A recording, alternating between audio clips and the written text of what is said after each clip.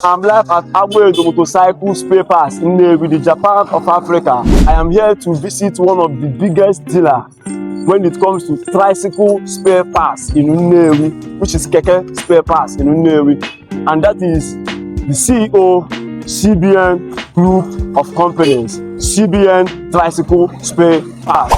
Ebe tani me get machine parts I ga pro zone 10. I jo ebe zone 10 no dey. Na zone 10 na ka ga chowazi address ebe CBN Group of Companies dey. Solum ka ga bada we na. O kwazi ko so gboju anya. I ga friend na this screen. I'm on live at CBN Group, CBN Tricycle Spare Parts. Dealers on all kinds of tricycle parts. Okay na ata. So you know na never get telephone na if you are trying na obodo ozo. No dulling. Steady grinding. Okay na here ba nka ka na horn papa for keke only. Okay na ata nka ka na padding rubber